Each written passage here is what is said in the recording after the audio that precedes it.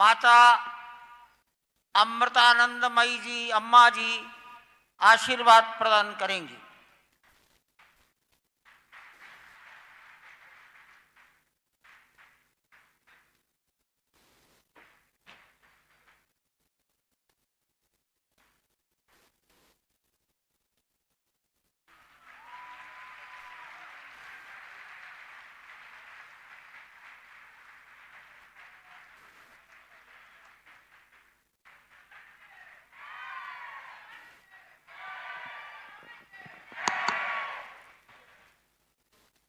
जय श्री राम. പ്രേമസ്വരൂപം ആത്മസ്വരൂപനായിരിക്കുന്ന എല്ലാവർക്കും നമസ്കാരം.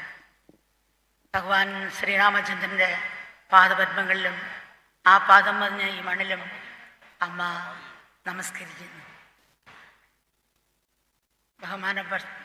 ഭാരതത്തിൻ്റെ ബഹുമാനപ്പെട്ട രാഷ്ട്രപതി ശ്രീമതി ദ്രൗപദി മുർമു, ബഹുമാനപ്പെട്ട ശ്രീ ഗവർണർ, ബഹുമാനപ്പെട്ട മുഖ്യമന്ത്രി ശ്രീ യോഗി ആദിത്യനാഥ്, സ്റ്റേജിലിരിക്കുന്ന മറ്റു ഭാഗത്തിരിക്കുന്ന ആദരണീയായ സന്യാസിമാർ, ഈ രാമജന്മഭൂമിക്ക് വേണ്ടി എൻ്റെ ജീവിതം ബലികഴിപ്പിച്ച, ജീവിതം ഒഴിഞ്ഞുവെച്ച ആ മഹത് വ്യക്തികളെ പ്രത്യേകം ഭക്തന്മാർക്കും നമ്മുടെ നമസ്കാരം. ഈ പവിത്രമായ രാമജന്മഭൂമിയിൽ എനിക്ക് വേണ്ടി പങ്കെടുക്കാൻ കഴിഞ്ഞതിൽ എനിക്ക് വളരെ സന്തോഷമുണ്ട്. സനാതനധർമ്മത്തിൻ്റെ ഒരു പുത്തൻ സൂര്യോദയത്തിൻ്റെ പ്രതീകമാണ് ഈ അയോധ്യയിലെ മഹാക്ഷേത്രം എന്ന് പറയും. സാധാരണ നമ്മൾ മഹാക്ഷേത്രം നൂറ്റാണ്ടുകളുടെ പ്രാർത്ഥന കൊണ്ടും ത്യാഗപൂർണമായ പ്രയത്നം കൊണ്ടും വർഷക്കരിച്ചാണ് ഈ ക്ഷേത്രം. അപ്പം ഈ മഹായജ്ഞത്തിൽ പങ്കെടുത്ത നിസ്വാർത്ഥമായി സേവിച്ചവരെയും ജീവിതം ജീവിതം സമർപ്പിച്ച് ബലിയർപ്പിച്ചവരെയും ത്യാഗപൂർവ്വം സേവനം അനുഷ്ഠിച്ചവരെയും ആദരപൂർവ്വം സ്മരിക്കാനുള്ള അവസരം കൂടിയാണ് ഇത്. മഹത്തായ ഭാരത സംസ്കാരത്തിൻ്റെ ഒളിമങ്ങാത്ത ഋഷീശ്വരന്മാരുടെയും പൂർണ്ണതയാണ് ഭഗവാൻ ശ്രീരാമചന്ദ്രൻ. രാമൻ ധർമ്മത്തിൻ്റെ പര്യായമാണ്. അതുപോലെ തന്നെ സ്വഭാവശുദ്ധ മൂർത്തിയാണ്. ലോകജീവിതത്തിൽ പുലർത്തേണ്ട കുലമഹിമയുടെയും മര്യാദയുടെയും അതുല്യമായ മാതൃകയാണ് അവിടുന്ന്. വിധി അതുപോലെ തന്നെ സ്വീകരിക്കലെ രാമനും കൃഷ്ണനും ചെയ്ത് ജീവിതത്തിൽ ഓരോ സാഹചര്യത്തിലും ധർമ്മം അനുസരിച്ച് പ്രയത്നിച്ചു പുരുഷപ്രയത്നത്തിൻ്റെ മഹത്വം അവർ കാട്ടിത്തന്നു എന്നുള്ളതാണ്. എല്ലാത്തിനും ഉൾക്കൊള്ളുന്ന ഏകതയുടെ സന്ദേശം ലോകത്തിന് കാഴ്ചവെച്ച നാടാണ് ഭാരതം. ആതുല്യ സംസ്കാരത്തിൻ്റെ ഒരിക്കലും ഒളിമങ്ങാത്ത പ്രതീകമാണ് രാമൻ. അപ്പം രാമൻ്റെ ജീവിതവും സ്മരണയും ജനഗ്രഹങ്ങളെ പൂർത്തീകരിക്കട്ടെ. മൂല്യങ്ങളെന്ന് പറഞ്ഞുകൊണ്ടിരിക്കുന്ന ലോകത്തിൽ രാമായണവും രാമൻ്റെ ജീവിതവും ജനഗ്രഹങ്ങളെ പൂർത്തീകരിക്കട്ടെ. അപ്പം രാമൻ്റെ ജീവിതം നമ്മളിൽ ധർമ്മബോധവും ആത്മശക്തിയും കർമ്മത്തിൽ നിസ്വാർത്ഥം നടത്താൻ സഹായിക്കട്ടെ എന്ന് നമ്മൾ പ്രാർത്ഥിക്കുകയാണ്. നമ്മൾ ഇത് പറയുമ്പം നമ്മുടെ ആശ്രമത്തിൽ സംസ്കാരം എന്ന വാക്കിന് കൾച്ചർ എന്ന് പറയും.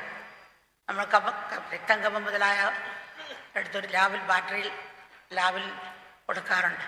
നമ്മൾ കൊടുക്കുന്ന സാമ്പിൾ കോശങ്ങൾ ചില ബാറ്ററി വളർത്തെ കൊണ്ടതിന് ശേഷം ലാബിൽ സൃഷ്ടിക്കുക. അതുപോലെ സംസ്കാരം ഇൻ്റർനെറ്റ് എന്ന് പറയും. അത് സംസ്കാരം ഉള്ളിൽ വളർത്തേണ്ടതാണ്. ആദ്യം അതിനാണ് അന്തരീക്ഷം വീട്ടിൽ നിന്ന് തുടങ്ങണം, പിന്നെ സ്കൂളിൽ നിന്ന് തുടങ്ങണം. ഇപ്പോൾ ആശ്രമത്തിൽ 100-150 രാജ്യക്കാർ കുഞ്ഞുങ്ങൾ രാമായണമൊക്കെ പഠിക്കുന്നുണ്ട്. അതിൽ ചില കുഞ്ഞുങ്ങൾ അമ്മയോട് ചോദിക്കുകയാണ്, അമ്മ രാമൻ സീതയോട് അജയ്ക്ക് സോറിയെങ്കിലും ചോദിച്ചുവിടായിരുന്നു. അമ്മ പറഞ്ഞ മോളെ രാമൻ രാജ്യത്തെ രാജാവാണ്, മിലിറ്ററിയുടെ മേധാവിയാണ്. രാജ്യമാണ് ഫസ്റ്റ്, പിന്നെയാണ് ഭാര്യ. പിന്നെ ഭാര്യ ഗർഭിണിയായിരുന്നു. ഗർഭസമയത്ത് ഈശ്വര കഥകൾ കേൾക്കണം, കുട്ടികൾക്കും കേൾക്കണം, ഒരു സാഹചര്യം സൃഷ്ടിച്ചതാണ്. അതേ രാമൻ തന്നെ ലങ്കയിൽ രാവണൻ കൊണ്ടുപോയ സമയത്ത് എന്തെല്ലാം കഷ്ടപ്പെടുന്ന സീതയെ തിരിച്ചുകൊണ്ട് വന്നു. കുട്ടി ഒരു 3 ദിവസം കഴിഞ്ഞ് പ്രസംഗിച്ചപ്പോൾ എന്നച്ചൻ ഫ്രാൻസിലാണ്, ഞാനിവിടെ രാമായണം ഇത് പഠിക്കാണ്, ഇതിനാണ് രാമൻ സീതയോട് ചെയ്തതെന്ന്. വേറൊരു കുട്ടി ഒരു പാവയും കൊണ്ടുവന്നു. അപ്പോഴാണ് കുട്ടിയോട് ചോദിച്ച് വേറൊരു കുട്ടിയുടെ ഭാവയാണല്ലോ, നിനക്ക് എങ്ങനെ കിട്ടി? അപ്പോൾ അതെൻ്റെ ബർത്ത്ഡേക്ക് ആ കുട്ടി കൊണ്ട് തന്നു എന്ന് പറഞ്ഞു. അപ്പം ആ കുട്ടിയെ വിളിച്ചു, നിനക്ക് നീ ഇത്ര കരഞ്ഞു വിളിച്ച് മേടിച്ച പാവയാണ്, നിനക്ക് വിഷമം തോന്നിയില്ലേ കൊടുത്തപ്പം? ഇല്ല കൊടുത്തേ, കിട്ടിയതിനേക്കാൾ കൂടുതൽ സന്തോഷം തോന്നിയ പറഞ്ഞു. അപ്പം എന്താണെന്ന് വെച്ചാൽ അവൾക്ക് ആരും അവൾ ജന്മദിനം കൊടുക്കാനില്ല, അതുകൊണ്ട് കൊടുത്താണ്. അപ്പോൾ അത് കാണുമ്പോൾ സന്തോഷമില്ല, അതോർത്ത് എനിക്ക് സന്തോഷം തോന്നി. എന്താണ് കാരണം? ചെറുപ്പത്തിൽ നമ്മൾ കൊടുത്ത ആ സംസ്കാരം കൊണ്ടാണ് കുട്ടിക്ക് ധർമ്മബോധം ഉണ്ടായത്. സീതയുടെ മക്കളും സീതയുടെ മക്കൾ തന്നെയാണ് രാമനെ കണ്ടുപിടിച്ചത്. അപ്പം നമ്മൾ കുഞ്ഞിലെ ഈ സംസ്കാരം, നമ്മൾ ക്ഷേത്രം എല്ലാവരുടെയും പ്രാർത്ഥന കൊണ്ട് കിട്ടിയെങ്കിലും ആ സംസ്കാരം കുഞ്ഞിലെ ഉണർത്തണം. ഇപ്പോൾ പ്രകാശം കൊടുക്കുന്ന തിരി കരുനാളം കത്തുകയാണ്. അതുപോലെ പുഷ്പം മുഴുവെടുത്ത് പരിമണം കൊടുക്കുന്ന പുഷ്പം മുഴുവെടുത്ത് മൊട്ടായിരിക്കുമ്പോഴേ വീഴുന്നതാണ് കാണുന്നത്. ലഹരിക്ക് അടിമപ്പെട്ട് യുവാക്കളായ കുഞ്ഞുങ്ങളും മറ്റു രീതി കഷ്ടപ്പെടുന്നതുകൊണ്ട് നമ്മൾ ഇറങ്ങി ഗ്രാമങ്ങൾ തോറും ഇറങ്ങി ആ സംസ്കാരത്തെ ഉണർത്താൻ ശ്രമിക്കുന്ന എല്ലാ രീതിയിലും നല്ലതാണ്. അപ്പോൾ അയോധ്യയിലെ കാര്യങ്ങൾ വെച്ച് നോക്കുകയാണെങ്കിൽ സാധാരണ എങ്ങനെയായിരുന്നു രാമൻ അയോധ്യയിൽ കാട്ടിപ്പോയ സമയത്ത് ഭരതൻ എങ്ങനെയായിരുന്നു? ഭരതൻ കുറച്ച് കഴിഞ്ഞാണ് കുറേ നാൾ കഴിഞ്ഞാണ് തിരിച്ചു വരുന്നത്. അപ്പോൾ ആദ്യം മന്ത്രിയോട് ഭയങ്കര ദേഷ്യമായിരുന്നു. ഒരു കാരണമാണ് എൻ്റെ ചേട്ടനീതി വന്നത്. പെട്ടെന്ന് പാശ്ചാത്തപിച്ചു. അവളൊരു ദാസിയാണ്, വിദ്യാഭ്യാസമില്ല, യജമാനെ തൃപ്തിപ്പെടുത്താൻ വേണ്ടി പറയും. അതുപോലെ പറഞ്ഞാണ്. അടുത്തായിട്ട് എൻ്റെ അച്ഛനൊറ്റ ആളാണ് എൻ്റെ ചേട്ടന് ഈ വിധി വന്നത്. അപ്പോൾ അച്ഛനെങ്ങനെ കുറ്റപ്പെടുത്താൻ പറ്റും? പാശ്ചാത്തപിച്ചു. അച്ഛൻ്റെ ജീവൻ രക്ഷിച്ചുകൊണ്ട് അത് രക്ഷിച്ച സമയത്ത് കൊടുത്തതാണ് വരം. ഇങ്ങനെ ചെയ്യുമെന്ന് ഒരിക്കലും വിചാരിച്ചില്ല. അമ്മയാണ് ദുഷ്ട.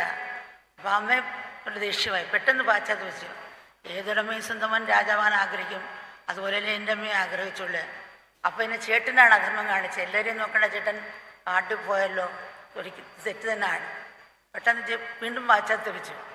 അച്ഛൻ കടം മേടിച്ച മോനല്ലേ വീട്ടേണ്ടത്, അതുപോലെ എൻ്റെ ചേട്ടൻ ചെയ്തോളൂ. ഞാനാണ് എല്ലാത്തിനും കാരണം, ഞാനാണ് മാറേണ്ടത്. അങ്ങനെ രാമനെ വിളിക്കാൻ പോകുമ്പോഴും രാമൻ ചെന്ന് ക്ഷണിച്ച സമയത്ത് ഉപദേശിക്കുന്ന കാര്യങ്ങളാണ്. കുഞ്ഞെ, നീ ജ്ഞാനികളെയും ഋഷികളെയും പിതൃക്കളെയും ഭൃത്യന്മാരെയും ഗുരുജനങ്ങളെയും എതിർസ്ഥാനത്തുള്ളവരെയും വൃദ്ധന്മാരെയും നീ പൂജിക്കുന്നില്ലേ? നീ ധൈര്യശാലികളെയും അതുപോലെ തന്നെ അറിവുള്ളവരെയും ഇന്ദ്രിയ സമ്പന്ന നേടിയവരല്ലേ മന്ത്രിപത്ത് വെച്ചിരിക്കുന്നത്. കുഞ്ഞെ, നീ ഉറക്കത്തിന് അടിമയാകുന്നില്ലല്ലോ, ഉണർവോടും ജാഗ്രതയോടും പ്രവർത്തിക്കുന്നില്ലേ? രാത്രി അന്ത്യാമങ്ങളിൽ അന്നന്ന് നിർവഹിക്കേണ്ട കൃത്യങ്ങൾ നീ ജ്ഞാനാത്മക ചിന്തിക്കാറില്ലേ? ഭരണപരമായ കാര്യങ്ങൾ ഒറ്റയ്ക്കെടുക്കാറില്ലല്ലോ. എല്ലാവരും കൂടെ ചേർന്നെടുത്ത തീരുമാനങ്ങൾ നീ അങ്ങാടിപ്പാട്ടാക്കാറില്ലല്ലോ. ഏറ്റവും നേട്ടമുള്ള വലുതായിട്ടുള്ള ചെറിയ തുടക്കമായിട്ടുള്ള സംരംഭങ്ങൾ നീട്ടിവെക്കാതെ ഉടനെ ആരംഭിക്കുന്നില്ലേ? ചെയ്ത് കഴിഞ്ഞതിന് ശേഷമോ ചെയ്തുകൊണ്ടിരിക്കുന്ന ഇടയിലോ ഭഗവാൻ ചെയ്ത കാര്യങ്ങൾ മറ്റുള്ള രാജാക്കന്മാർ അറിയാറില്ലല്ലോ ചോദിക്കുകയാണ്. 1000 ബുദ്ധിശൂന്യന്മാരുണ്ടെങ്കിലും 60 ബുദ്ധിയും വിവേകമുള്ള ഒരാളെ വെക്കുക. വിവേകമില്ലാത്തവർ 10,000 കണക്കുണ്ടായാലും വേണ്ട സമയത്ത് ഉപകരിക്കില്ല. ബാലന്മാർ,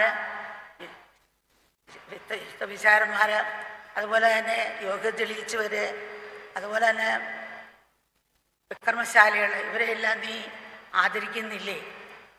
അതുപോലെ സൈന്യത്തിന് ഭക്ഷണവും ശമ്പളവും യഥാസമയം കൊടുക്കുന്നില്ലേ? അത് വൈകുന്നില്ലല്ലോ. യഥാസമയം കൊടുത്തില്ലെങ്കിൽ അവർ ഭരിക്കുന്നവരോട് കോപിക്കും, അനിഷ്ടങ്ങളുണ്ടാക്കും. അതുപോലെ പിന്നെ പറഞ്ഞ കൃഷിസ്ഥലങ്ങൾ, ക്ഷേത്രങ്ങൾ, ആരാധനകളും നീ കാത്തു സൂക്ഷിക്കുന്നില്ലേ? പൂജകളും ഇപ്രകാരമുള്ള കർമ്മങ്ങളും ഉത്സവങ്ങളും മുടക്കുന്നില്ലല്ലോ. അതുപോലെ കൃഷിസ്ഥലങ്ങൾ യഥാസമയം ഉഴുതുമറിച്ച് കൃത്യസമയത്ത് കൃഷി നടുന്നില്ലേ? നീർത്തടങ്ങൾ, പുഴകൾ, വെള്ളച്ചാലുകൾ എന്നിവയും പശുക്കളെയും നീ സംരക്ഷിക്കുന്നില്ലേ? പിന്നെ ചോദിക്കുന്നത് ചെറുകിട വ്യവസായക്കാരെയും കച്ചവടക്കാരെയും വ്യവസായക്കാരെയും നീ സംരക്ഷിക്കുന്നില്ലേ? പശുക്കളെ സംരക്ഷിക്കുന്ന സ്ത്രീകൾക്കും കുട്ടികൾക്കും വേണ്ട സുരക്ഷയും സ്വാതന്ത്ര്യവും നൽകുന്നില്ലേ? കാടുകളും വൃക്ഷങ്ങളും സംരക്ഷിക്കുന്നില്ലേ? ധനത്തിൻ്റെ വരവ് ധാരാളമായും ചിലവ് ചുരുങ്ങാൻ ചുരുക്കുന്നില്ലേ? ഭണ്ഡാരത്തിന് പണം തെറ്റായ രീതി ചിലവാക്കുന്നില്ലല്ലോ. ജനങ്ങളുമായി സമ്പർക്കം പുലർത്തുകയും അവരുടെ പ്രശ്നങ്ങൾ നേരിട്ട് പരിഹരിക്കുകയും ചെയ്യുന്നില്ലേ? അയൽരാജ്യക്കാരുമായിട്ട് ബന്ധം പുലർത്താറില്ലേ? ഇങ്ങനെ ഓരോരോ ക്വസ്റ്റ്യങ്ങൾ ചോദിച്ച് ഓരോ കാര്യങ്ങൾ ചോദിക്കുകയാണ്. നമ്മൾ പക്ഷിയെപ്പോലെ പറക്കാൻ, മത്സ്യപ്പോലെ നീന്താൻ പഠിച്ച് മനുഷ്യപ്പോലെ നടക്കാനും ജീവിക്കാനും മറന്നുപോയി. അപ്പോൾ ആ ഒരു ഭാവം 2 പേർക്കൂടെ സമയം കുറച്ച് തന്നുള്ള അമ്മ വേഗം ധൃതിയിൽ വിശദീകരിച്ചപ്പോൾ മോൻ വിശദീകരിച്ച് പറയും നമശിവായ. जय श्री राम। ये अम्मा के वचनों का हिंदी में अनुवाद है। प्रेम स्वरूप और आत्म स्वरूप आप सभी को अम्मा का नमस्कार। भगवान श्री रामचंद्र के चरणों में और इस धरा को जिस पर उनके पावन चरण कमल पड़े उसे अम्मा का प्रणाम। भारत की आदरणीय राष्ट्रपति श्रीमती द्रौपदी मुर्मू जी, उत्तर प्रदेश के माननीय राज्यपाल श्रीमती आनंदीबेन पटेल जी, माननीय मुख्यमंत्री योगी आदित्यनाथ जी तथा मंचासीन सभी आदरणीय अतिथिगण, सन्यासीगण, श्री राम जन्मभूमि के